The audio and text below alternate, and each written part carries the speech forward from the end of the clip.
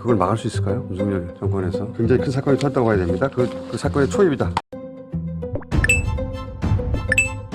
이 건이 간단하게 끝나지 않을 것 같습니다. 해당 건에 대한 소스를 다방면에서 받았을 김어준 총수께서 중요한 발언을 하셨는데 SNS와 커뮤니티에 큰 화제입니다. 중요한 영상 보시고 이어가 보겠습니다. 뉴스토마토는 어제 지난 총선에서 대통령 부인 김건희 씨가 국민의힘 5선 김영선 의원에게 지역구를 창원에서 김해로 옮길 것을 요청했고 실제 지역구를 변경했으나 컷오프 됐다는 대통령 부인의 공천 개입 의혹을 보도했습니다. 이에 대통령실은 공천이 안 됐는데 무슨 개입이냐고 반박을 했는데 아예 그런 요청을 한 사실 자체가 없다는 겁니까? 아니면 요청을 했는데 뜻대로 안 된다는 겁니까? 만약 후자라면 공천 개입 맞죠? 뉴스토마토의 A 의원과 B 의원이 과연 자신의 신분을 드러내고 이런 확인을 해줄까요? 저는 쉽지 않을 거라고 봅니다. 이 취재 상황과 기사가 나와서 여기저기서 리액션이 오고 어딘가에서 전화도 갈 거 아닙니까? 하기 쉽지 않을 거라고 보는데 그렇기 때문에 텔레그램이 직접 등장하느냐 그리고 녹취가 직접 등장하느냐 만약 존재한다면 그게 이제 변곡점이 될 것 같고 과연 관전 포인트는 그걸 막을 수 있을까요? 윤석열 정권에서 A 의원 같은 경우에 면책 특권이 있는 자리에서 밝히는 걸 생각해 볼 수 있다라고 했기 때문에 녹취록과 텔레그램이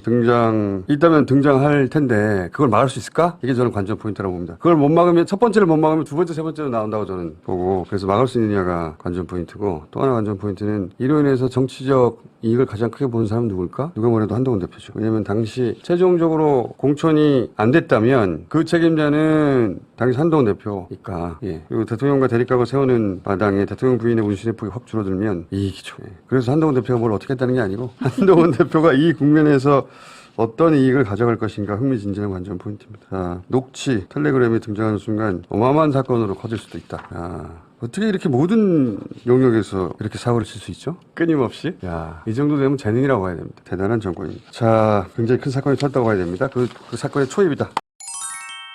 네, 이제 감이 옵니다. 저는 조금 오기 시작했는데 일단 문제가 된 지역구 창원시 의창구의 역대 의원들을 보면 20대와 21대 의원이 박완수 현 경남 도지사입니다. 즉, 저 지역구에 김영선을 넣기 위해 박완수를 뺀 것입니다. 그리고 당시 공천장은 이준석이 줬겠죠. 그런데 갑자기 이 공천이 김종양으로 바뀌는데 김종양은 경찰 출신이면서 인터폴 총재까지 했지만 어느 기업에서 사회이사를 했으니 그 기업은 바로 남광토건입니다. 그런데 이 남광토건은 우크라이나 재건 관련주로 알려진 종목입니다. 어디서 굉장히 구린 김건희 냄새가 나기 시작하지 않습니까? 그리고 웃긴 것은 어제도 제가 말씀드렸지만 면책특권 있는 자리에서 공개하겠다 이런 식의 발언을 하는 22대 국회의원은 지금까지 제가 딱 한 명 봤습니다. 누굴까요? 여러분들의 생각은 어떻습니까? 김영선이 공천이 날아가자